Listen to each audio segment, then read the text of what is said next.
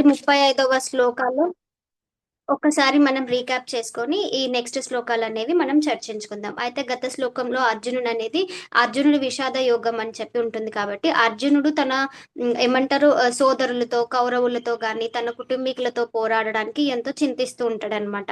అయితే అతను ఏం చెప్తాడంటే, ఓ గోవింద, మేము ఎవరి కోరికైతే రాజ్యమును సుఖమును చివరకు జీవితమును కోరుకుంటున్నామో వారే ఇప్పుడు యుద్ధరంగంలో నిలబడినప్పుడు వాటి వలన మాకు ఉపయోగం ఏమిటి? ఓ మధుసూదన, గురువులు, తండ్రులు, పుత్రులు, తాతలు, మేనమామలు, మామలు, మనమళ్ళు, బామ్మర్దులు, ఇతర బంధువులు తమ ప్రాణాలు ఆస్తులు త్యజించడానికి సిద్ధపడి నా ఎదుట నిలబడి నన్ను చంపగోరినప్పటికీ నేనెందుకు వారిని చంపగోరాలి అంటే, అర్జునుడికి యుద్ధం చేయడానికి అనేది ముందుకు వెళ్ళడనమాట. అతను ఎందుకో ఎక్కడో భయమేస్తుందనమాట. నా గురువులని నా మిత్రులని నేను చంపుకొని రాజ్యాన్ని నేను ఎలా భోగించాలి, సుఖం అనేది నాకు ఎలా కలుగుతుంది అనే ఒక ప్రశ్నతో అర్జునుడు అయోమయ స్థితిలో ఉంటాడనమాట.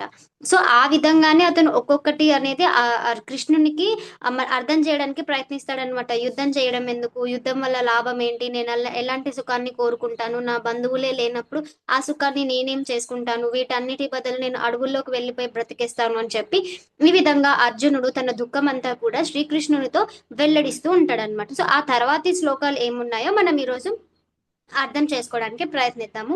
శ్రావణి మాతాజీ స్క్రీన్ షేర్ చేస్తారు, అందరం ఒకసారి చదివిన తర్వాత ఆ తర్వాత మనం వివరణలోకి వెళ్దాం. హ్యాండ్ రైస్ చేయండి, పిలుస్తాను చదవడానికి.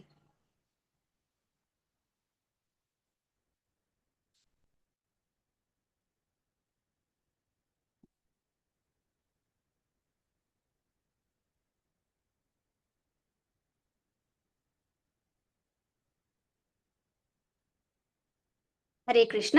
ఈరోజు మనం 36వ శ్లోకం నుండి 38 వరకు అర్థం చేసుకోవడానికి ప్రయత్నిద్దాం. ఒకసారి నేను చదువుతాను, ఆ తర్వాత హ్యాండ్ రైస్ చేసిన వాళ్ళందరినీ కూడా పిలుస్తాను.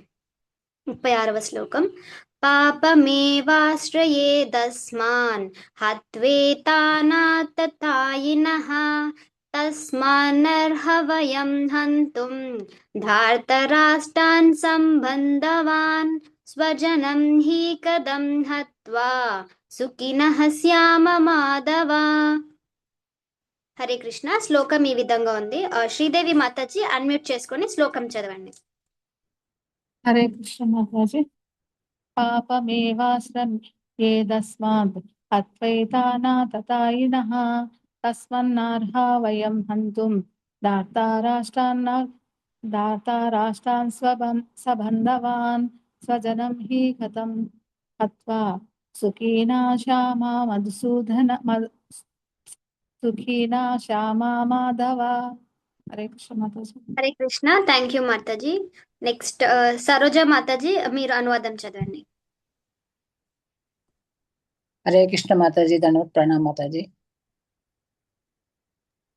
అనువాదము. అట్టి దుర్మార్గులను చంపినచో మాకు పాపమే సంక్రమించును. అందుచే ధృతరాష్ట్రుని పుత్రులను మా మిత్రులను సంహరించడం మాకు ఉచితము కాదు. లక్ష్మీపతివైన ఓ కృష్ణ, స్వజనమును చంపుట వలన మాకు కలుగు లాభమేమి? ఆ కార్యముచే మేమెట్లు సుఖము పొందగలము? హరే కృష్ణ మాతాజీ. ధన్యవాద ప్రణామ మాతాజీ. నాకు అవకాశం.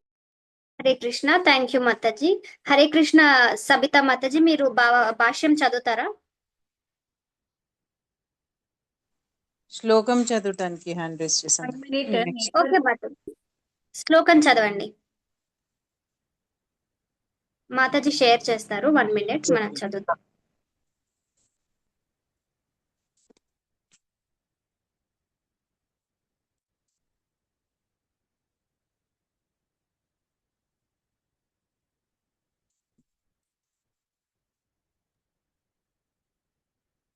హరే కృష్ణ.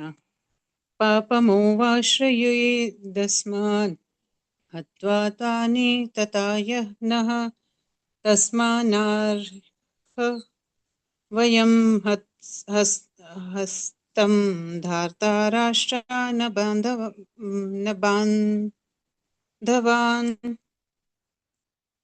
స్వజనం హి కథం హత్వా సుఖినః శ్యామ మాధవ. హరే కృష్ణ మాతాజీ. Thank you. Hare Krishna. Thank you మాతాజీ. సుభద్ర మాతాజీ భాష్యం చదవండి.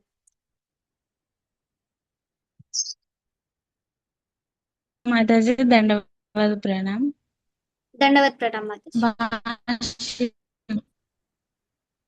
భాష్యము వేద నిర్దేశములను అనుసరించి విషయము పెట్టువాడు, గృహమునకు నిప్పు పెట్టువాడు, మరణాయుధాలతో దాడి చేయువాడు, సంపదను కొల్లగొట్టువాడు, ఇతరుల భూమిని ఆక్రమించేవాడు, ఇతరుల భార్యను చేపట్టివాడు అను 6 రకముల దుర్మార్గులు కలరు. అట్టి దుర్మార్గులను వెంటనే సంహరింపవలెను. వారిని సంహరించుట చేత ఎట్టి పాపము కలుగదు. అట్టి దుర్మార్గుల వధ సామాన్య మానవులకైనను సముచితమే. కాని అర్జునుడు సామాన్య మానవుడు కాడు. సాధు స్వభావము కలిగి ఉన్నందున వారి పట్ల అతడు సాధు స్వభావము ప్రదర్శింపదలచెను. కాని ఈ రకమైన సాధువర్తనము క్షత్రియునకు ఉచితము కాదు. రాజ్యమును పాలించు బాధ్యతాయుతుడైన రాజు సాధు స్వభావమును కలిగి ఉండవలెను, కాని పిరికివాడై ఉండకూడదు. ఉదాహరణకు శ్రీరామచంద్రుడు సాధు స్వభావమును కలిగి ఉండెను. కనుకనే ప్రజలు నేటికిని రామరాజ్యమునందు నివసింపవలెనని ఆరాటపడుతుంటారు. శ్రీరాముడు ఎన్నడూను రామరాజ్యమునందు నివసింపవలెనని ఆరాటపడుతూ ఉంటాడు. శ్రీరాముడు ఎన్నడూ పిరికితనము ప్రదర్శించి ఉండలేదు. సీతాదేవిని అపహరించి రావణుడు శ్రీరాముని పట్ల దుర్మార్గముగా ప్రవర్తించెను. కాని శ్రీరాముడు ప్రపంచ చరిత్రలోనే సాటిలేని విధముగా అతనికి గుణపాఠము నేర్పెను. కాని అర్జునుని విషయమున దుర్మార్గముగా ప్రవర్తించిన వారు అతని తాత, గురువు, మిత్రులు, బంధువులు, పుత్రులు, మనుమలు మున్నగు ప్రత్యేక బంధు వర్గము వారే. కనుకనే సాధారణ దుర్మార్గుల పట్ల చూపవలసినటువంటి తీవ్ర విధానము తాను వారి పట్ల అవలంబింపరాదని అర్జునుడు భావించెను. అంతేకాకుండా సాధువులు క్షమాశీలురుగా నుండవలెనని ఆదేశింపబడినది. సాధువులైనట్టి వారికి అట్టి నిర్దేశములు రాజకీయమైన అత్యవసర పరిస్థితుల కంటేను అత్యంత ప్రధానమైనవి. రాజకీయ కారణములచే స్వజనమును చంపుటకు బదులు వారిని ధర్మదృష్టితోనూ సాధువర్తనతోనూ క్షమించుటయే ఉత్తమమని అర్జునుడు భావించెను. కనుకనే తాత్కాలికమైన దేహసుఖముల కొరకై అట్టి వారిని సంహరించుట లాభదాయకమని అతడు భావించలేదు. అట్టి కార్యము ద్వారా లభించు రాజ్యము మరియు సౌఖ్యములు శాశ్వతములు కానందున స్వజనమును చంపుట వలన తన జీవితమును మరియు నిత్యమైన ముక్తిని అతడెందుకు పణముగా పెట్టుకొనవలెను? ఈ సందర్భమున అర్జునుడు ఇక్కడ శ్రీకృష్ణుని మాధవ అని సంబోధించుటయందు ఓ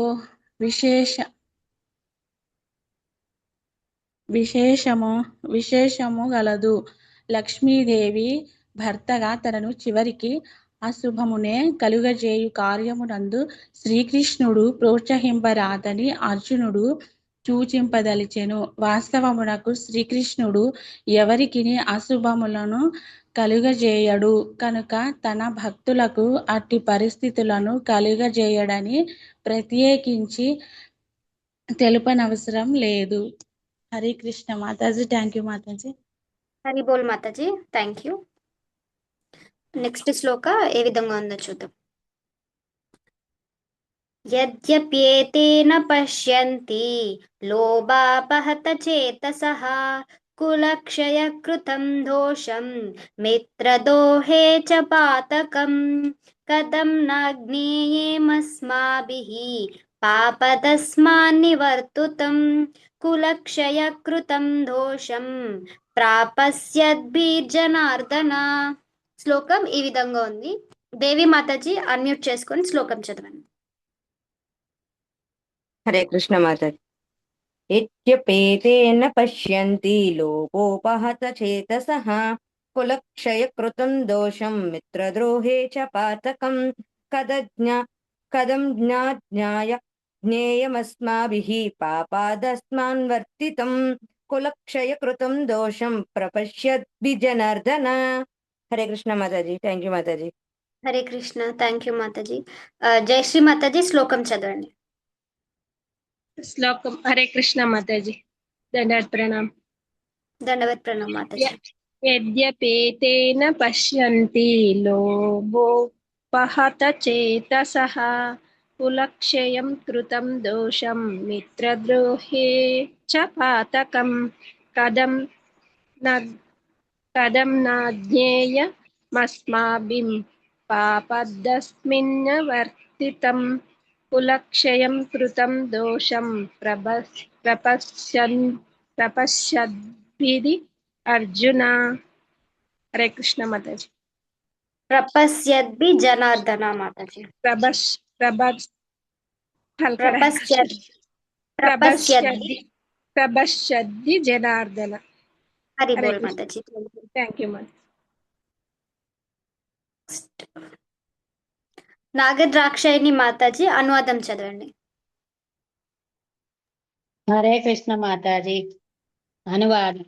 ఓ జనార్దన, లోభముచే ఆవరించబడిన హృదయములు గల వీరందరూ కుల సంహారమునందు గాని బంధువులతో కలహమునందు గాని దోషము గాంచకున్నను వంశనాశనమునందు దోషమును గాంచగలిగిన మేమందులకు ఇట్టి పాప కార్యములందు నియుక్తలము కావలెను. భాష్యం. హరి బోల్ మాతాజీ. Thank you. హరే కృష్ణ మాతాజీ. వరలక్ష్మి మాతాజీ అన్మ్యూట్ చేసుకోండి, భాష్యం చదవండి. హరే కృష్ణ మాత. ప్రతిపక్షము వారు ఆహ్వానించినప్పుడు క్షత్రియుడు యుద్ధము చేయు. మీరు ఇక్కడ కొంచెం ఇలా జరపండి మాతాజీ. చివర మాతాజీ చివర ఇటు మీది అడ్డొస్తుంది మాతాజీ, మీ ఫోటో ఇక్కడ. మాతాజీ మీరు స్క్రీన్ ఇలా అనండి మాతాజీ, వచ్చేస్తుంది. అవునా మాతాజీ? అయ్యో. ప్రతిపక్షము వారు ఆహ్వానించినప్పుడు క్షత్రియుడు యుద్ధము చేయుటకు, ఈ చివరిది కనిపించట్లే మాతాజీ, జోదమాడుటకు గాని నిరాకరింపరాదు. కావున అట్టి కావున అట్టి నియమమును అనుసరించి అర్జునుడు యుద్ధము చేయుటకు నిరాకరింపరాదు. ఎందునకు అనగా అతడు దుర్యోధనుని పక్షమున వారిచే యుద్ధమునకు ఆహ్వానింపబడెను. ఈ సందర్భమున అట్టి సవాలు వలన కలిగేడి ప్రభావములను ప్రతిపక్షము వారు గుర్తింపలేకున్నారని అర్జునుడు భావించును. కానీ అర్జునుడు ఆ దుష్ఫలితములను చూడగలుగుటచే ప్రతిపక్షము వారి ఆ సవాలును అంగీకరింపలేకపోయాను. ఫలితము మంచిదైనచో నియమములు ఖచ్చితముగా పాటింపవచ్చును. కానీ ఫలితము విరుద్ధమైనప్పుడు నియమములకు కట్టుబడజాలరు. ఈ విధమైన మంచి చెడులను ఆలోచించియే అర్జునుడు యుద్ధము చేయరాదని నిశ్చయించెను. హరికృష్ణ మాతాజీ. హరే కృష్ణ. థ్యాంక్ యూ మాతాజీ. హరే కృష్ణ. 1 minute.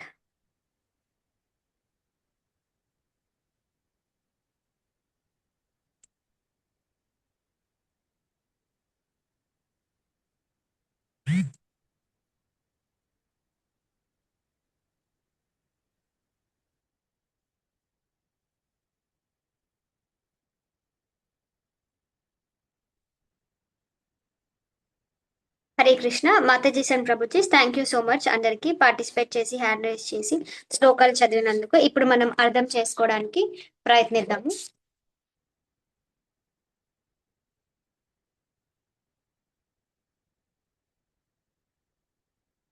స్లో 36వ శ్లోక ఏ విధంగా ఉందో మనం చూద్దాం. పాపమేవాశ్రయేదస్మాన్ హత్వేతానాతతాయినః తస్మానర్హ వయం హంతుం ధార్తరాష్ట్రాన్ సంబధవన్ స్వజనం హి కథం హత్వా సుఖినః శ్యామ మాధవ. సో శ్లోకం ఈ విధంగా ఉందన్నమాట. ఈ శ్లోకాలన్నీ కూడా అర్జునుడు కృష్ణుడితో పలుకుతున్నాడు అనమాట. ఇవన్నీ అర్జున ఉవాచ అని చెప్పి మనం అనుకోవచ్చు అనమాట. అర్జునుడు నేను యుద్ధం చెయ్యను, నాకు అందరూ లోభమే అంటే ఏమంటారు, దీనివల్ల నాకు ఏమీ శ్రేయస్సు కనిపించడం లేదు అని చెప్పి ఇవన్నీ కూడా వివరణ చేయడం అనేది జరుగుతుందన్నమాట. ఇక్కడ ఈ శ్లోకాల్లో ఏం చెప్తాడనమాటే, అయితే ఆ కౌరవులని దుర్మార్గులు అని చెప్పి ఇక్కడ సంబోధిస్తున్నారు అనమాట. ఇటువంటి దుర్మార్గులను అంటే కౌరవులు పాపం చేసి వారు దుర్మార్గులని అర్జునుడు అంగీకరించి ఏం చెప్తున్నాడంటే కృష్ణుడితో, ఇటువంటి దుర్మార్గులను వధిస్తే మాకు పాపం సంక్రమిస్తుంది కనుక ధృతరాష్ట్ర పుత్రులను మా బంధువులను సంహరించడము మాకు యుక్తము కాదు. ఓ కృష్ణ లక్ష్మీపతి, స్వజనులను వధించడం వలన మాకు కలిగే లాభమేమిటి, మేమెట్లా సుఖము పొందగలము అని చెప్పి ప్రశ్నిస్తున్నాడు అనమాట. ఏ విధంగా అంటే ఇలాంటి దుర్మార్గులను చంపి, ఇక్కడ మనకు శ్లోకంలో చూసుకున్నట్టయితే అథాతాయినహ అని ఉంది. అథాతాయిన అంటే దుర్మార్గులు అని అర్థం అన్నమాట. ఇక్కడ కౌరవులని దుర్మార్గులు అని చెప్పి చెప్పడానికి హత్వేతనాతాయినహ అని చెప్పి చెప్పారు కదా. సో దుర్మార్గులను చంపడం వల్ల మాకు పాపం లభిస్తుంది, అలాగే మా తాతలను పుత్రులను సంహరించడం వల్ల మాకు ఏమీ ఉక్తము జరగదు. ఓ కృష్ణ లక్ష్మీపతి అయిన కృష్ణుణ్ణి చెప్తున్నాడు అనమాట. స్వజనులను చంపడం వలన మాకు కలిగే లాభం ఏమిటి, మేము ఎట్లా సుఖము పొందగలము అని చెప్పి ప్రశ్నిస్తున్నారు. అయితే మనకి ఈ శ్లోకంలో మనం ఏమేమి చూడొచ్చు అంటే అర్జునుడు వాదన అన్నమాట. అర్జునుడు కృష్ణుడితో చెప్తాడు ఎలాంటి సుఖము మాకు కలుగుతుంది, వీళ్ళని చంపితే మాకు పాపమే వస్తుంది కదా అని చెప్పి. తర్వాత బంధు ప్రీతి అన్నమాట. అతనికి బంధువుల పట్ల ఉన్న ప్రీతి కారణంగా యుద్ధం చేయడానికి నిరాకరిస్తాడనమాట. తర్వాత ప్రశ్న ఇస్తాడనమాట, ఏమని, సొంత వాళ్ళని చంపుకోవడం వల్ల మాకు వచ్చే లాభం ఏమిటి అని చెప్పి ప్రశ్న ఇస్తాడనమాట. ఆ తర్వాత మనకి అర్థం కావడానికి 6 రకాల దుర్మార్గులను అని చెప్పి మనకి ఇక్కడ ఇచ్చారనమాట. వాటి గురించి మనం తెలుసుకుంటాం. అలాగే అర్జునుడి యొక్క సాధు స్వభావం గురించి మనం ఈ శ్లోకంలో నేర్చుకుంటాం. క్షత్రియ ధర్మం, పిరికితనం గురించి కూడా ఈ శ్లోకంలో మనం నేర్చుకోవడానికి ప్రయత్నిద్దాం. అలాగే ఈ క్షత్రియ ధర్మము పిరికితనంకి మనకి ఎగ్జాంపుల్ గా శ్రీరాముడిని అనేది ఇక్కడ ఇచ్చారనమాట. సో మనం ఈ భాష్యం అనేది చదివి అర్థం చేసుకోవడానికి ప్రయత్నిద్దాం. సో ఇవి మనం ఈ శ్లోకంలో నేర్చుకోవడానికి ప్రయత్నిద్దాం. అయితే మొదటగా ఇక్కడ ఏం చెప్పారంటే ఇటువంటి దుర్మార్గులను వధిస్తే, దుర్మార్గులు అంటే ఎందుకు దుర్మార్గులు అంటారంటే ఏ రీజన్ లేకుండా హాని తలపెట్టే వాళ్ళని దుర్మార్గులు అంటారనమాట. సో ఇక్కడ దుర్యోధనుడు ఎప్పుడు కూడా పాండవులకు ఏదో ఒక పని ఏమంటారు, వాళ్ళని చంపడము, లేకపోతే వాళ్ళ ఇంటికి నిప్పు పెట్టడము, వాళ్ళకి అక్రమంగా వాళ్ళ రాజ్యం అనేది జూదంతో ఆడి ఆక్రమించుకోవడము, ఇలాంటివన్నీ కూడా దుర్మార్గమైన పనులు చేస్తాడనమాట. ఎప్పుడు కూడా వాళ్ళని తన సొంత వాళ్ళగా అలాగే ఏమంటారు రెస్పెక్ట్ తోనో ప్రేమతోనో అని చెప్పి చూడడనమాట. ఎప్పుడు చూసిన వాళ్ళపైన కోపంతో అసూయతో ఉంటాడనమాట. సో ఈ విధంగా దుర్మార్గమైన పనులు అని చెప్పి చెప్తున్నాడు అనమాట. ఇక్కడ మన అందరికీ కూడా తెలుసు, శకునితో కలిసి దుర్యోధనుడు దుర్మార్గమైన పనులన్నీ ఎన్నో చేస్తాడు పాండవులను హంతం చేయడానికి. సో దుర్మార్గులు అనేది వేద శాస్త్రాల ప్రకారం 6 రకాలుగా ఉంటారంట. ఈ 6 రకాలు ఏంటంటే విషము పెట్టేవాడు అనమాట. సో మనకు అర్జునుడు ఏమంటారు, వీళ్ళు దుర్యోధనుడు శకుని కలిసి విష ప్రయోగం కూడా ప్రయత్నిస్తారనమాట. ఇంటికి నిప్పి పెట్టేవారనమాట. రెండవది అలాగే ఏం చేస్తారు, వీళ్ళు కౌరవుల నుంచి దుర్యోధనుడు శకుని కలిసేసి నిప్పు పెట్టడానికి కూడా ప్రయత్నిస్తాడు. మరణాయుధాలతో దాడి చేసేవారంట. అలాగే ధనము కొల్లగొట్టేవాడు. వాళ్ళు జూదం ఆడేసి దాంట్లో చీటింగ్ చేసేసి జూదాన్ని ధనం అంతా కూడా కొల్లగొట్టడం అనమాట. వేరొక స్థలమును ఆక్రమించడం, పాండవుల రాజ్యాన్ని పాండవులకు ఇవ్వకుండా రాజ్యం వదిలేసి 5 ఊర్లన్నా ఇవ్వమంటారు, అది కూడా ఇవ్వను, సూది మొన్న మోపే అంత భూమి అయినా ఇవ్వమంటే అవన్నిటికీ కూడా నిరాకరిస్తాడనమాట. పరస్త్రీని చెరపట్టేవాడనమాట. వీళ్ళందరూ కూడా సభలో ద్రౌపదిని వస్త్రాభరణ చేస్తారు కదా, వస్త్రాపహరణ.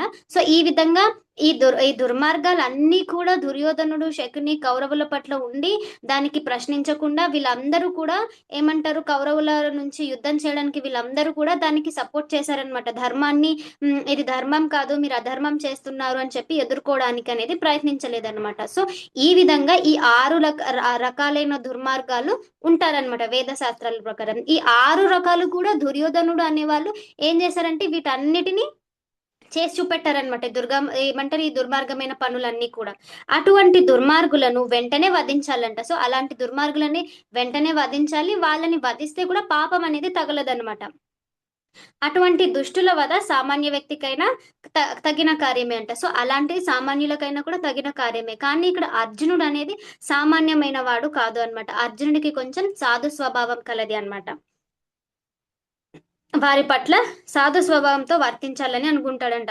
సాధు స్వభావం అనే వాళ్ళు కొంచెం ఎలా ఉంటారంటే నెమ్మదస్తుగా, వాళ్ళ మనసు అనేది కొంచెం సెన్సిటివ్ గా అనేది ఉంటుందన్నమాట. సో ఇక్కడ అర్జునుడి యొక్క స్వభావం కూడా సాధు స్వభావంలో ఉందని చెప్పి మనకు అర్థం చేసుకోవచ్చు అనమాట. అయితే సాధు స్వభావం వల్ల అర్జునుడు వాళ్ళని ఏమని చెప్తున్నారు, దుర్మార్గులైనా సరే వాళ్ళతో యుద్ధం ఎందుకు చేయాలి, మనం రాజ్యాన్ని వాళ్ళని చంపేసి రాజ్యాన్ని నేనెలా భోగించాలి అని చెప్పేసి అనుకుంటాడనమాట. ఆయన ఆ రకమైన సాధు నడవడి క్షత్రియునికి సంబంధించినది కాదు. నిజానికి అర్జునుడు క్షత్రియుడు. క్షత్రియుని ధర్మం ఏంటి, రాజ్యాన్ని పాలించడం. ఆ ధర్మాన్ని ఏమంటారు, అధర్మం మొదలైనప్పుడు దాన్ని యుద్ధం చేసి ధర్మాన్ని కాపాడడం అన్నమాట. సో ఇక్కడ అర్జునుడు క్షత్రియుడుగా ఉండి సాధు స్వభావంగా వర్తించాలి అంటే అది తగినది కాదు అని చెప్పి ఇక్కడ చెప్తున్నారు అనమాట. రాజ్యపాలన చేసే బాధ్యతాయుతుడైన వ్యక్తి సాధు స్వభావం కలిగి ఉండవలసిన వాడి అయినప్పటికీ పిరికివాడు కాకూడదన్నమాట.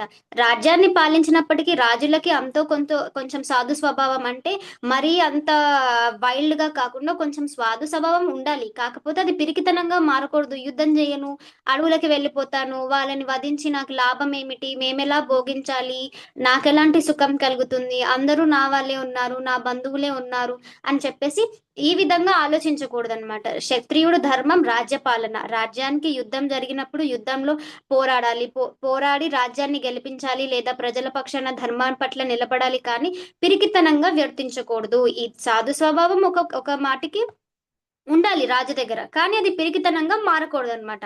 సో ఈ విధంగా ఉదాహరణకు శ్రీరాముడు అంట మనకి ఇక్కడ ఆ సాధు స్వభావము అలాగే పిరికివాడు ఈ రెండింటికి మనకు అర్థం చేసుకోవడానికి ఇక్కడ ఒక ఉదాహరణ అనేది మనకి ఇవ్వడం జరిగిందనమాట.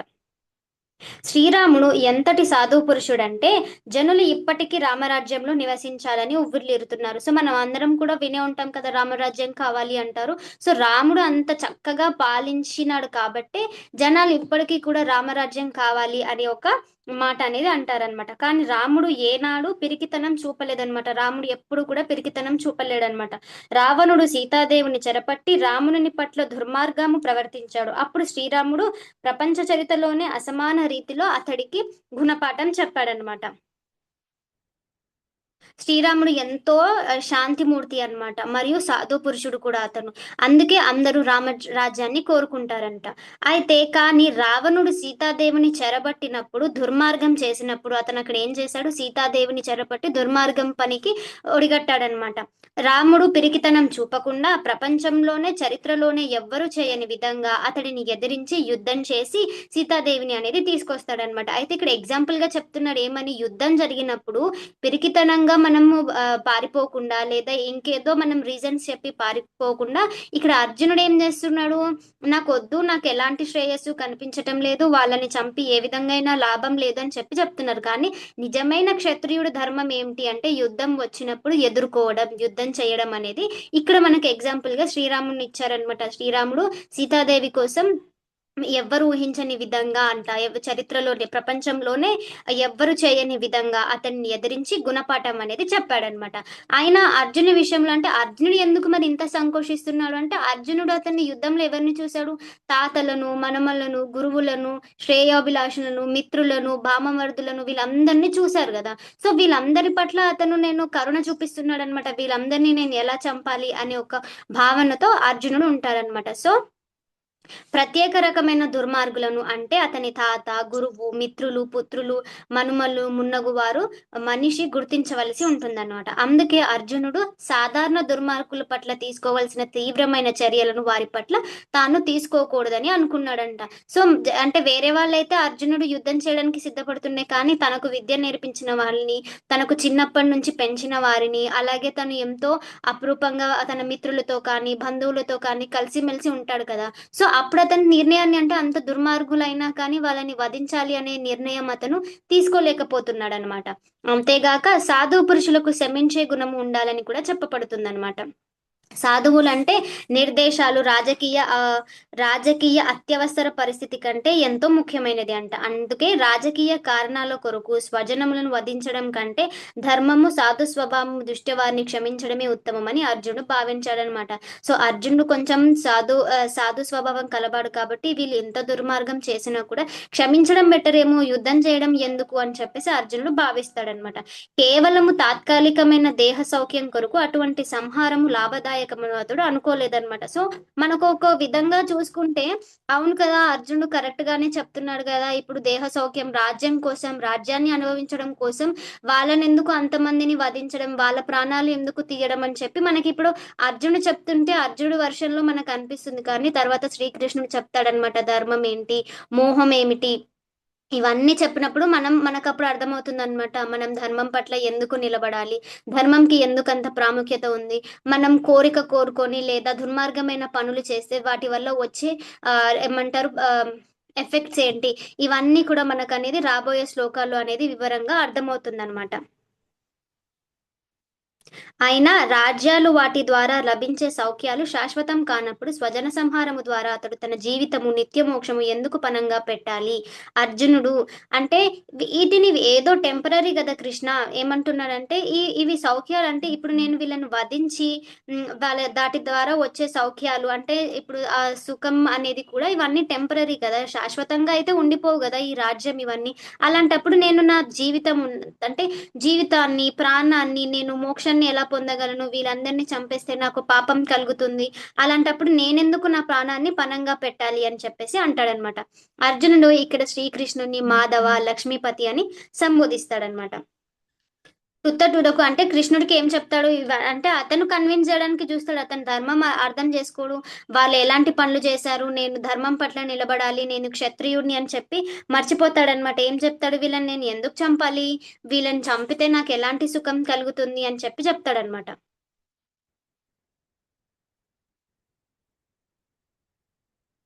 అర్జునుడి దృష్టిలో అంటే ధర్మం ఒకవైపు ఉంటుంది, బంధుత్వం మరోవైపు ఉంటుంది అనమాట. అతని హృదయంలో కరుణ ఎక్కువైతుంది అనమాట. అతన్ని శాస్త్రాన్ని కాకుండా అంటే శాస్త్రాల్లో ఇలాంటి దుర్మార్గులు ఉన్నారు అని కూడా మర్చిపోతాడనమాట. అర్జునుడు ఇలా అనుకుంటాడు, ఏమని, వారు తప్పు చేశారు, అయినా నేను వారిని చంపితే ఆ పాపం నాకే వస్తుంది కదా, అలాంటి పాపాన్ని నేను మూటగట్టుకొని రాజ్యాన్ని ఎలా సుఖించాలి, రాజ్యభోగాలు నేను సుఖం పడినా కూడా ఎందుకు, ఇవన్నీ కూడా అశాశ్వతమే కదా రాజ్య సుఖం, అవంతా కూడా దేహ సౌకర్యం కోసం నేను ఈ రాజ్యాన్ని పొంది రాజభోగాలు అనుభవించినా కూడా నాకు పాపమే కలుగుతుంది అని చెప్పి అనుకుంటాడనమాట. నా సొంత వారిని చంపి గెలిచిన ఆ విజయాన్ని నేను ఆనందించగలనా అని చెప్పి ప్రశ్నిస్తాడనమాట. అంటే శ్రీకృష్ణ ఇక్కడ మనకు అర్జునుడు ఏం చెప్తున్నాడు, నేను దేహ సౌకర్యం కోసం చేయాలా, ఇవన్నీ శాశ్వతం కాదు, వీటి కోసం నేను ప్రాణాలు బలంగా పెట్టాలా అంటే మనకు కూడా ఏమనిపిస్తుంది, అవును కదా నిజంగానే కదా, అంటే ఎందుకు సౌకర్యాల కోసం అని చెప్పి మనం అనుకుంటాం కొన్నిసార్లు. కానీ శ్రీకృష్ణుడు తర్వాతి అధ్యాయంలో చెప్తాడనమాట, అర్జునునికి ఈ భావన అనేది సరిదిద్దుతాడనమాట. దేహ సౌకర్యం అంటే ఏమిటి, నిజమైన దేహ సౌకర్యం ఏమిటి, నిజమైన శాశ్వతం రాజ్యం కాదు అంటున్నాడు, అసలైన శాశ్వతం అనేది ఏంటి అని చెప్పి ఇవన్నీ చెప్తాడనమాట. ధర్మాన్ని రక్షించడం క్షత్రియుని కర్తవ్యం అని, అధర్మాన్ని ఆపడం పాపం కాదని, స్వార్థం కోసం కాదు ధర్మం కోసం చేసిన యుద్ధం పుణ్యకార్యం అని, ఇవన్నీ కూడా శ్రీకృష్ణ భగవానుడు రాబోయే శ్లోకాల్లో అర్జునుడికి వివరంగా చెప్తాడనమాట. అయితే దీంట్లో ఇవంతా చెప్పిన తర్వాత ఏం చెప్తాడంటే, నువ్వు ఇలాంటి పాప పనిలో పాలు పంచుకోవద్దు కృష్ణ, దీనికి నువ్వు రీజన్ కావద్దు, తుట్టదుడ్రకు దురదృష్టాన్ని కలిగించే కార్యంలో తనను లక్ష్మీపతి అయిన శ్రీకృష్ణుడిని నేలకొల్పవద్దని అతడు తెలియజేస్తాడనమాట. నువ్వు దీంట్లో నేలకొల్పవద్దు అంటే ఇలాంటి కార్యాల్లో నువ్వు వచ్చి ఈ పాపాన్ని నీకు కూడా అంటగట్టుకోవద్దు అని చెప్పి చెప్తాడనమాట. అయినా శ్రీకృష్ణుడు తన భక్తుల మాట అటుంచి ఎవ్వరికి ఏనాడు దురదోషను కలగజేయడు. అంటే శ్రీకృష్ణుడికి మనము ముందు క్లాసులలో కొంచెం భగవద్గీత చదువుకున్నాం కాబట్టి మనం కొంచెం ఐడియా ఉంటుంది అనమాట. శ్రీకృష్ణుడు ఎవ్వరి పట్ల పక్షపాతి కాదనమాట, అందరికీ సమానంగా ప్రేమ అనేది చూపిస్తాడనమాట. అందరి హృదయాల్లో కూడా శ్రీకృష్ణుడు అనేది నివసిస్తాడనమాట. శ్రీకృష్ణుడు ఎవరి పట్ల పక్షవాతం అనేది చూపించడనమాట. అయితే ఎవరైతే అతన్ని ప్రేమతో పూజిస్తాలో వారికి నేను మిత్రుడగును అని చెప్పి చెప్తారనమాట. సో ఆ విధంగా ఇక్కడ ఏమంటున్నారు అంటే, నువ్వు అలాంటి వారి పట్ల నువ్వు పాలు పంచుకో పంచుకోవద్దు అంటే కృష్ణుడికి చెప్తున్నాడు అనమాట. కృష్ణ నువ్వు అలాంటి వాళ్ళలో పాలు పంచుకోవద్దు అంటే కృష్ణుడు ఎందుకు అక్కడ యుద్ధం చేయాలనుకుంటున్నాడు, వాటి వల్ల వచ్చేదేంటి, అర్జునుని మాధ్యమంగా చేసుకొని ఇంత పెద్ద గీతోపదేశాన్ని మనందరికీ చేస్తున్నాడని కూడా అర్జునుడు గ్రహించలేడు అనమాట. ఏమనుకుంటాడు, నేను చెప్పిందే కరెక్ట్, వీళ్ళందరినీ చంపి నాకు ఎలాంటి సుఖము కూడా లేదు, అసలు వీళ్ళందరినీ నేను ఎందుకు చంపాలి, వీళ్ళందరూ కూడా ఏమంటారు నా బంధువులే కదా, వీళ్ళని చంపి నేను ఎలాంటి సుఖం అనుభవించాలి అని చెప్పి ఏమంటారు కృష్ణుడికే చెప్తారనమాట. కానీ దాని తర్వాత కృష్ణుడు ఎంత పెద్ద గీతోపదేశం చేస్తాడు, దానికి కారణం అనేది ఏంటి అని చెప్పి అర్జునుడు గ్రహించలేకపోతాడనమాట. అయితే అదే ధర్మం అనుకుంటాడు, వాళ్ళని చంపకపోవడమే ధర్మం, వాళ్ళని చంపితే పాపం కలుగుతుంది అనుకుంటాడు. కానీ నిజానికి అసలు వాళ్ళని చంపడం అనేది కృష్ణుడు వాళ్ళని ఎప్పటికో వధించేసి ఉంటాడు. వాళ్ళ మనసులలో అందరికీ చెప్తాడనమాట. రాబోయే శ్లోకంలో నువ్వు గాని నేను గాని అందరం మరణిస్తాము, నువ్వు ఉండవు కానీ నేను ఎప్పటికీ ఉంటాను, కానీ నీకు గుర్తుండదు అని చెప్పి ఇవన్నీ కూడా వివరిస్తాడనమాట రాబోయే శ్లోకాల్లో. ఏం చెప్తాడంటే అర్జునుడు ఇక్కడ ఏం చెప్పాలనుకుంటున్నాడు, మొత్తానికి నేను యుద్ధం చెయ్యను, ఈ యుద్ధమే అసలు మంచిదే కాదు, నువ్వు కూడా ఇందులో పాలు పంచుకోకు, కొలపవద్దు అని చెప్పి చెప్తాడనమాట. అంటే భాగోద్వేగం మంచిదే కానీ ధర్మానికి విరుద్ధంగా ఉండకూడదంట. మనం కూడా నిజ జీవితంలో కొన్నిసార్లు మన ఇంట్లో వాళ్ళు లేకపోతే మన చుట్టుపక్కలైనా ఎవరైనా అధర్మం చేస్తుంటే మనం చూసి చూడనట్టు వదిలేస్తాం. కానీ అధర్మాన్ని ఆపకుండా ఉండడం కూడా మంచిది కాదనమాట. బంధుత్వం పేరుతో అధర్మాన్ని సమర్థించకూడదు అనమాట. మనం కూడా బంధువుల పట్ల మోహం చెంది వాళ్ళు ఏదైనా తప్పు చేసినా కానీ వాటికి మనం సపోర్ట్ చేయకూడదు అనమాట. ఆ బంధుత్వం పేరుతో మనము అధర్మాన్ని సమర్థించడం మంచిది కాదనమాట. సరైన నిర్ణయం తీసుకోవాలి అంటే భాగోద్వేగంతో పాటు అంటే కొన్నిసార్లు వివేకం కోల్పోతాం మనం కొన్ని సిచ్యువేషన్స్ లో. అప్పుడు మనం సరిగ్గా ఆలోచించి భగవంతుని శరణాగతిలో నడవాలన్నమాట ధర్మం పట్ల. నిజమైన కరుణ అంటే ఇక్కడ అర్జునుడు కరుణతో నిండిపోతాడు. నా వాళ్ళని ఎలా చంపాలి, తాతలని మిత్రులని వీళ్ళందరినీ ఎలా చంపాలి, వీళ్ళే నాకు యుద్ధం నేర్పించారు, వీళ్ళే నాకు జ్ఞానం బుద్ధి విద్య ఇవన్నీ నేర్పించారు అని చెప్పి అంటాడనమాట. నిజమైన కరుణ అంటే అధర్మాన్ని ప్రోత్సహించడం కాదనమాట, ధర్మాన్ని నిలబెట్టడం. వాళ్ళ తాతలు వీళ్ళందరూ కూడా ధర్మం పట్ల నిలబడని చెప్తారు కానీ అధర్మాన్ని సపోర్ట్ చేయని చెప్పారు కదా. అతను నిజమైన కరుణ అంటే ఏంటి, వాళ్ళని వదిలేయడం, పాపం చేసిన వాళ్ళని వదిలేయడం. దుర్మార్గులని తెలుసు అర్జునుడికి, దుర్మార్గులని అతనే చెప్తున్నాడు, ఆ దుర్మార్గులని ఎందుకు చంపడం కృష్ణ అని కూడా చెప్తున్నాడు అనమాట. అంటే నిజమైన కరుణ అంటే అధర్మాన్ని ప్రోత్సహించడం కాదనమాట, ధర్మాన్ని నిలబెట్టడం అనమాట. ఈ శ్లోకంలో మనకి అర్జునుడు కరుణ, బంధుత్వ భావన మరియు ధర్మ సంకటాన్ని స్పష్టంగా చూపిస్తుందన్నమాట. అయితే భగవద్గీత యొక్క ప్రధాన సందేశం ఏమిటంటే కేవలము భాగోద్వేగంతో కాకుండా ధర్మం మరియు భగవంతుని ఉపదేశం ఆధారంగా నిర్ణయం తీసుకోవాలన్నమాట.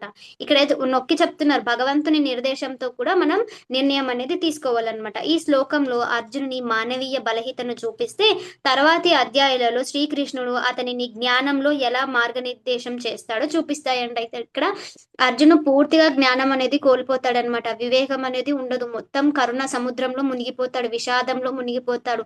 నేను యుద్ధం చేయను, అడవులోకి వెళ్ళిపోతాను, ఇలా వివిధ క్వశ్చన్స్ అనేవి వస్తాయి. నా వాళ్ళని ఎలా చంపుకోవాలి, వాళ్ళ పాపులైనా సరే వాళ్ళని చంపితే ఆ పాపం నాకే వస్తుంది కృష్ణ, ఈ పాపంలో మళ్ళీ నువ్వు నెలకొనవద్దు లక్ష్మీపతి అయిన శ్రీకృష్ణ. వీటన్నిటికీ కూడా ఇన్ని సందేహాలన్నీ ఉంటాయి అన్నమాట. రాబోయే అధ్యాయాలలో కానీ రాబోయే శ్లోకాలలో కానీ కృష్ణుడు ఏం చెప్తాడంటే అతనికి జ్ఞానంతో ఎలా మార్గనిర్దేశం చేస్తాడో వివరిస్తాయి అన్నమాట. ఈ శ్లోకం ఈ విధంగా ఉందన్నమాట. మనం ఇందులో బాగా గుర్తుపెట్టుకోవాల్సినవి ఏంటి అంటే ఇక్కడ ఆ దుర్మార్గులు 6 రకాలుగా ఉంటాయి అని చెప్పారనమాట. అంటే విషం పెట్టేవారు, ఇంటికి నిప్పి పెట్టేవారు, ప్రాణాంతక ఆయుధాలతో దాడి చేసేవారు, ధనాన్ని కొల్లగొట్టేవారు, ఇతరుల భూమిని స్థలాన్ని ఆక్రమించేవాడు, అలాగే పరస్త్రీని చెరబట్టేవాడు అనమాట. అయితే ఇక్కడ మనకి ఇలాంటి దుర్మార్గులని అంటే ఎన్ని రకాలు ఉంటారో చెప్పారు. అర్జునుడి యొక్క సాధు పురుషుడు అంటే సాధు స్వభావం అర్జునికి కొంత కలుగుతుంది అంటారు. సాధు స్వభావం ఎక్కడి వరకు ఉండాలి, అది పిరికితనంగా మారకూడదు, క్షత్రియుడు అంటే ఎలా ఉండాలి, అక్కడ మనకు శ్రీరాముడి యొక్క ఉదాహరణ ఇచ్చారనమాట. ఆ తర్వాత శ్రీరాముని ఉదాహరణ ఇచ్చాడనమాట. అధర్మాన్ని పాల్పడే దుష్టులైన బంధువులైనప్పటికీ వారిని శిక్షించడమే క్షత్రియ ధర్మం అనమాట. అక్కడికి వ్యక్తిగత బంధు ప్రీతి లేదా అనవసర సాధుతత్వాన్ని తావుండకూడదని ఈ శ్లోకం మనకి చెప్తుందనమాట. అంటే మనం అర్థం చేసుకోవాలన్నమాట. ఈ విధంగా ఈ శ్లోక అనేది వివరించడం అనేది జరిగిందనమాట. మనం తర్వాతి శ్లోక చూసుకుందాం ఒకసారి.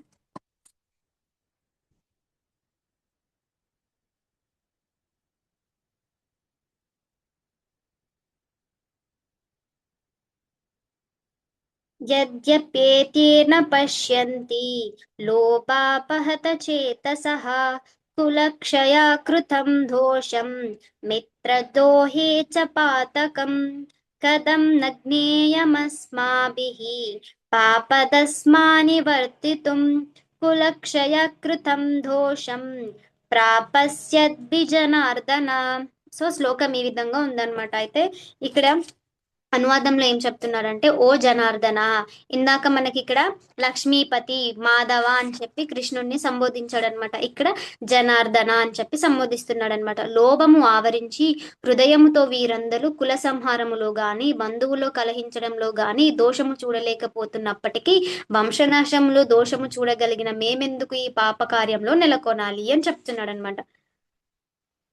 అయితే అర్జునుడు ఇక్కడ ఏం చెప్తున్నాడు, ఇంతసేపు అంటే మనకి ముందు శ్లోకాలు ఏం చెప్పాడు, వాళ్ళని చంపి లాభం లేదు, అర్జునుడి గురించి అలాంటి వాళ్ళని చంపితే పాపం మాకే వస్తుంది అని చెప్పి చెప్పాడు కదా. అంటే ఇక్కడ ఏం చెప్తున్నాడంటే, లోభం వల్ల కౌరవుల బుద్ధి కప్పబడింది, అందువల్ల కులాన్ని నాశనం చేయడం వల్ల కలిగే దోషాన్ని, తమ బంధువుల ద్రోహం చేయడం వల్ల కలిగే పాపాన్ని వారు గ్రహించలేకపోతున్నారు. జనార్దన, నేను అర్థం చేసుకోగలుగుతున్నాను, కానీ కౌరవులకి ఏమంటారు, ఈ కులాన్ని నాశనం చేయడం వల్ల కలిగే దోషాన్ని, బంధువులను చంపడం వల్ల కలిగే పాపాన్ని వారు గ్రహించలేకపోతున్నారు అని చెప్పి చెప్తున్నాడు అనమాట. అంటే ఈ శ్లోకంలో అర్జునుడు దుర్యోధనుడు మరియు కౌరవుల మనస్తత్వాన్ని విశ్లేషిస్తాడనమాట. వారు ధర్మం ఏమిటో తెలుసుకోలేని స్థితిలో ఉన్నారనమాట. కౌరవులకు నిజంగానే ధర్మం ఏంటో తెలిస్తే ఈ యుద్ధం ఇక్కడ వరకు వచ్చేదా?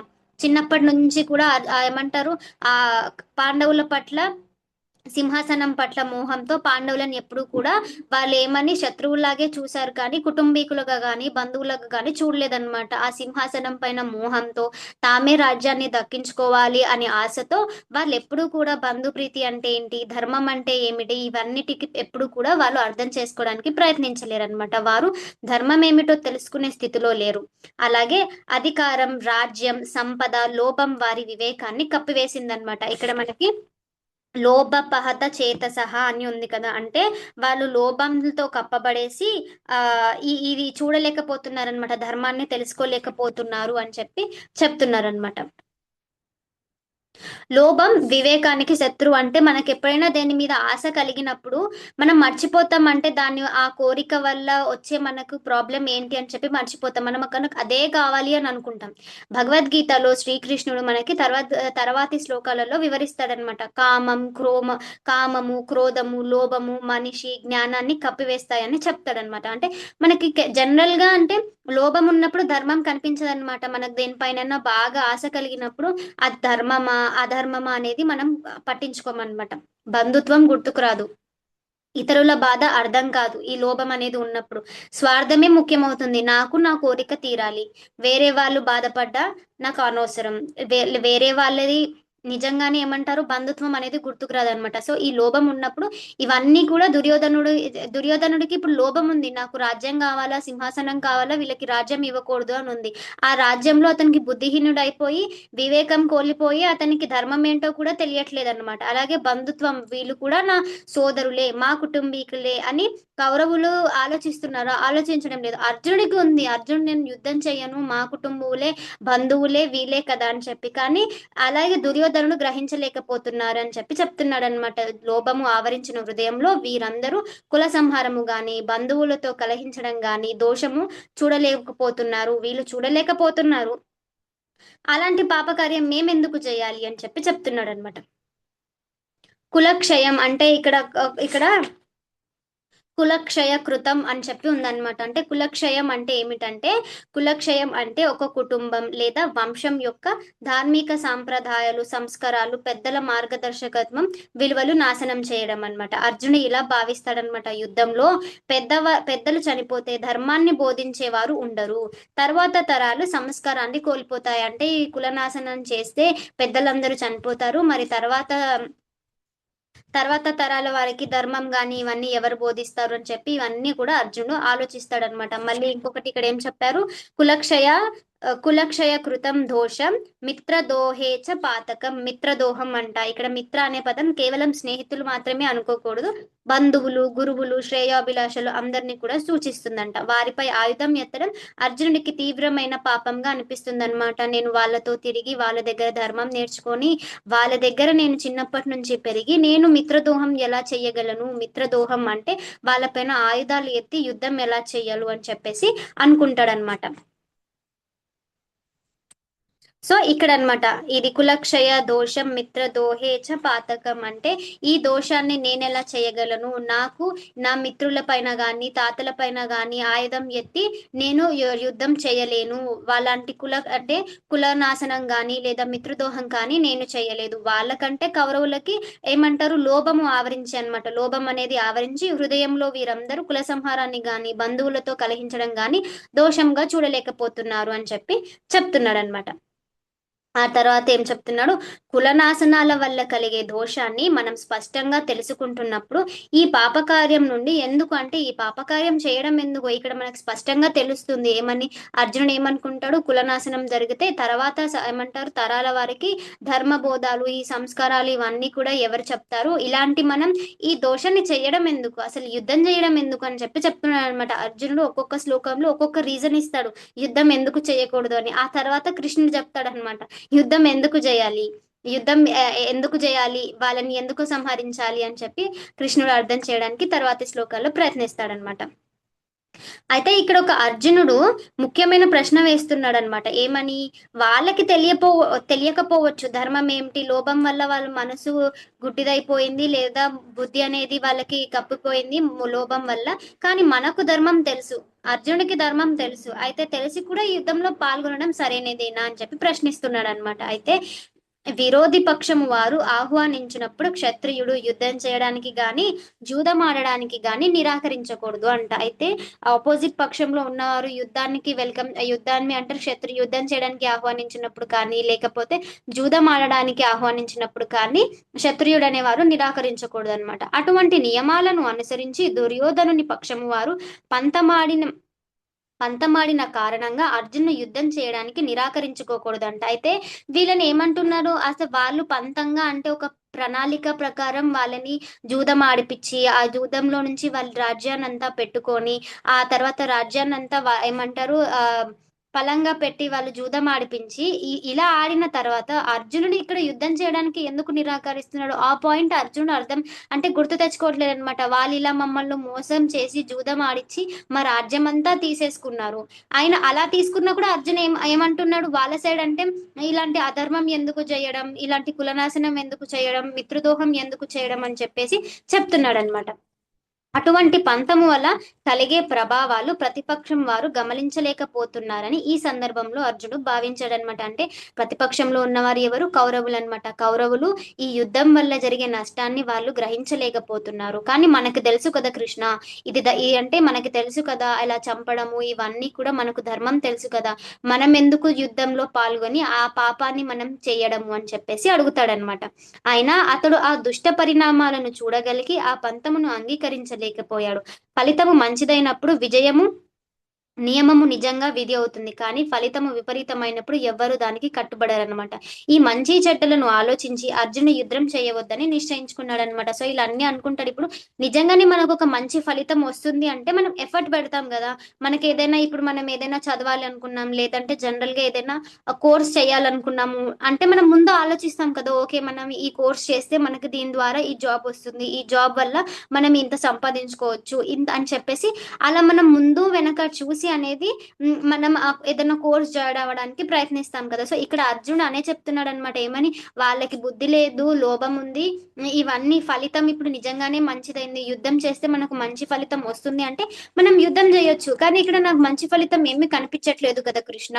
మంచి ఫలితం అంటే ఏంటి అంటే నేను బంధువులను చంపేసి సుఖం ఎలా పొందగలను, నా సోదరులే కదా వాళ్ళకి తెలియదు ఇప్పుడు కులనాశనం చేస్తే ఏం జరుగుతుంది, మిత్రదోహం చేస్తే ఏమవుతుందో తెలియదు, కానీ మనకు తెలుసు కదా, తెలిసి కూడా ఈ యుద్ధం చేయడానికి ఎందుకు మనం సిద్ధపడుతున్నాము అని చెప్పి చెప్తాడనమాట. ఈ మంచి చెడ్డలు అన్ని కూడా ఆలోచించి అర్జునుడు యుద్ధం చేయవద్దని నిశ్చయించుకుంటాడనమాట. అంటే అర్జున్ ఏమనుకుంటాడు, తెలిసి తప్పు చేయడం మరింత ప్రమాదకరం అనుకుంటారు. వాళ్ళకి తెలియక చేశారు. వాళ్ళకి ఏదో లోభం పైన ఉండేసి వాళ్ళు అంటే వెనక ముందు ఆలోచించకుండా యుద్ధం చేశారు, పాపాలు చేశారు, దుర్మార్గాలు చేశారు. కానీ మనకు తెలుసు కదా, అజ్ఞానంతో చేసిన తప్పు ఒకటి, తెలిసి చేసిన తప్పు మరింత పెద్దది కదా అని చెప్పి అర్జునుడు చెప్తున్నాడు అనమాట. అందుకే అతడు యుద్ధాన్ని నివారించాలని కోరుతాడనమాట. అర్జునుడికి అంటే మనం ఇక్కడ అర్జునుడు కరుణ ఉన్నాడు అనుకోవాలా, లేదా వివేకంతో మాట్లాడుతున్నాడా, మోహంతో ఉన్నాడా అనేది మనం అర్థం చేసుకోవాలన్నమాట ఈ దశలో.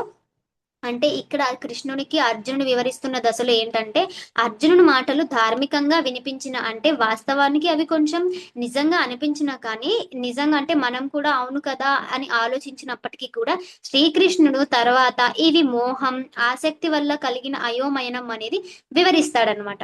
అర్జునుడు వ్యక్తిగత బంధుత్వాన్ని ధర్మం కంటే ముందు తెస్తున్నాడనమాట. ముందు బంధాన్ని, అంటే బంధువుల పట్ల మోహం చూపిస్తున్నాడు, కానీ ధర్మం ఏది అని చెప్పి అర్థం చేసుకోలేకపోతున్నాడు అనమాట. అధర్మాన్ని ఆపడం కూడా ధర్మమే అనే విషయాన్ని అతడు ఆ క్షణంలో మర్చిపోయాడనమాట. సో శ్రీకృష్ణుడు చెప్పబోయే సందేశం ఏముంటుందంటే, తర్వాతి శ్లోకాలలో ఏం చెప్తాడంటే, క్షత్రియునిగా ధర్మయుద్ధం చేయడం నీ కర్తవ్యం అని చెప్తాడు. అలాగే అధర్మాన్ని ఆపకపోవడం కూడా ఒక రకమైన అధర్మం అని చెప్తాడనమాట. సో సభలో అందరూ కూడా ఈ దుర్యోధనుడు వీళ్ళు ద్రౌపది వస్త్రాభరణ చేస్తున్నప్పుడు ఈ పెద్దలందరూ కూడా ఆపకపోవడం కూడా అధర్మమే అని చెప్పి మనం ఈ సందర్భంగా అర్థం చేసుకోవచ్చు అనమాట. ఫలితాన్ని ఆశించకుండా కర్తవ్యాన్ని చేయాలి. ఇవన్నీ కూడా రాబోయే శ్లోకాలలో శ్రీకృష్ణుడు అర్జునికి వివరిస్తాడనమాట. అర్జును ఇప్పుడు అంతా మోహం, కరుణతో ఉంటాడనమాట. నేను వీళ్ళపైన యుద్ధం చేయలేను, ఎలాంటి సుఖము కనిపించటం లేదు, ఈ పాపకార్యం నేను చేయలేను, మిత్రుల దోహం నేను చేయలేను, కులనాశనాన్ని నేను చేయలేను కృష్ణ, ఇలాంటివన్నీ ఎందుకు చేయడం అని చెప్పేసి అనుకుంటాడంట. ఇలా అనుకొని అంటే నేను యుద్ధం చేయను అని చెప్పి నిశ్చయించుకుంటాడనమాట. అయితే ఈ 2 శ్లోకాలు వల్ల అంటే మనం అంటే ఇప్పుడు ఇక్కడ మనం 37, 38 రెండు కూడా కలిపి ఇచ్చారనమాట. ఈ 2 శ్లోకాలు కూడా మనం అర్థం చేసుకోవడానికి ప్రయత్నించామన్నమాట. అయితే లోభం మనిషి వివేకాన్ని నాశనం చేస్తుందంట. మనకి ఎప్పుడైనా లోభం కలిగినప్పుడు మన వివేకాన్ని అది నాశనం చేస్తుందంట. మనం దాన్ని దక్కించుకోవాలి అనే ఆవేదనతోనే ఉంటాం, కానీ అది మంచి దారిలో వెళ్తుందా, చెడు దారిలో వెళ్తుందా అనేది వివేకాన్ని మొత్తం కూడా నాశనం చేస్తుంది అనమాట. కుటుంబ విలువలు, సంస్కారం, ధర్మాన్ని కాపాడడం ప్రతి ఒక్కరిది కూడా బాధ్యత అన్నమాట. తప్పు తెలిసిన వారు దానిని నివారించడానికి ప్రయత్నించాలి. కరుణతో పాటు ధర్మబుద్ధి కూడా అవసరం అన్నమాట. స్వార్థం కోసం తీసుకున్న నిర్ణయాలు సమాజానికి హానికరం అని చెప్తున్నారనమాట. అంటే ఈ 2 శ్లోకాలలో కూడా మనకు అర్జునుడు లోభం వల్ల కలిగే అంధత్వాన్ని, కులనాశనం వల్ల సంభవించే దోషాలను తెలిసి పాపం చేయకూడదు అని ఆలోచనలు వ్యక్తం చేసుకుంటాడనమాట. అయితే భగవద్గీత యొక్క తర్వాతి బోధనాల్లో శ్రీకృష్ణుడు అర్జునికి నిజమైన ధర్మం అంటే ఏమిటి, వ్యక్తిగత మోహం అంటే ఏమిటి, భగవంతుని ఆజ్ఞ ప్రకారం నిస్వార్థంగా కర్తవ్యాన్ని నిర్వహించడమే అని బోధిస్తాడనమాట. సో అర్జునుడికి ఏంటంటే, అర్జునుడు ఏమనుకుంటాడు, ధర్మం అంటే ఇదే, వాళ్ళకి ఏమంటారు, వాళ్ళని యుద్ధం చేసి వాళ్ళ వల్ల పాపం మనం ఎందుకు పొందడం, ఇదే ధర్మం, యుద్ధం చేయకపోవడమే ధర్మం అనుకుంటాడు. కానీ తర్వాత శ్లోకాలలో శ్రీకృష్ణుడు వివరిస్తాడనమాట, ధర్మం అంటే ఏమిటి, నిజమైన ధర్మం దేనికోసం చేయాలి, అధర్మాన్ని ఆపకుండా ఉండడం కూడా ధర్మమే అని చెప్పేసి ఇలాంటివన్నీ కూడా వివరిస్తాడనమాట. సో ఈ శ్లోకాలు ఈ విధంగా అనేది వివరణ అనేది ఉందన్నమాట. మీకేమైనా అర్థం కాకపోయినా, ఏమైనా తప్పులు చెప్పుంటే క్షమించండి. మీకు ఏమైనా డౌట్స్ ఉంటే అడగొచ్చు, నేను చెప్పడానికి ప్రయత్నిస్తాను. లేదు అంటే మనం మాతాజీని కూడా అడిగి తెలుసుకోవచ్చు. హరే కృష్ణ. థ్యాంక్ యూ అందరికి. హరి బోల్ మనీషా మాతాజీ. బాగా చెప్పారు మాతాజీ. హరి బోల్ మాతాజీ. హరి బోల్ Thank you, మాతాజీ. మాతాజీ. చాలా బాగా చెప్పారు మాతాజీ. Thank you Mataji. చాలా బాగా చెప్పారు. హరి బోల్ చాలా మాతాజీ. చాలా బాగా అర్థం మాతాజీ.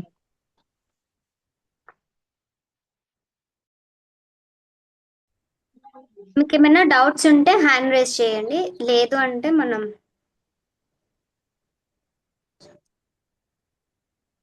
హరి బోల్ మాతాజీ, చాలా బాగా చెప్పారు.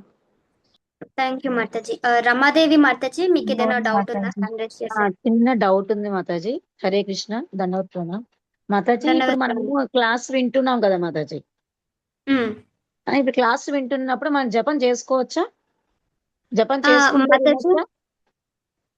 మాతాజీ అంటే మనం వింటూ చేసుకుంటామంటే మన మైండ్ అనేది చాంటింగ్ చేసేటప్పుడు ఒక దగ్గర అంటే కృష్ణుని పైన ఉండాలి. అంటే మనం వింటూ చేస్తున్నామంటే రెండు ఎట్ ఏ టైం చెయ్యం కదా. ఐదర్ మనం జ్ఞానం అన్నా తీసుకోవాలి వింటున్నప్పుడు. ఓకే.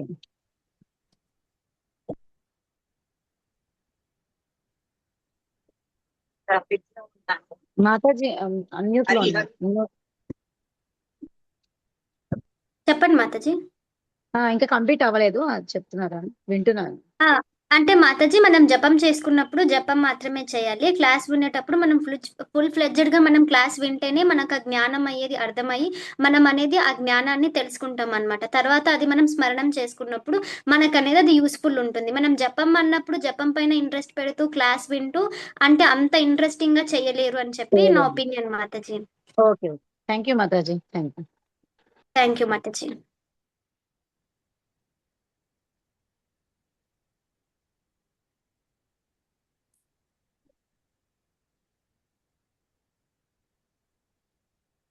హరే కృష్ణ హరే కృష్ణ మాతాజీ.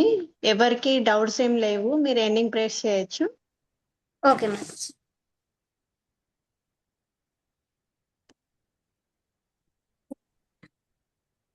హరే కృష్ణ మాతాజీ సెన్ ప్రభుజీ అందరికీ థ్యాంక్ యూ. ఇప్పుడు నేను ఎండింగ్ ప్రేస్ చేస్తున్నాను.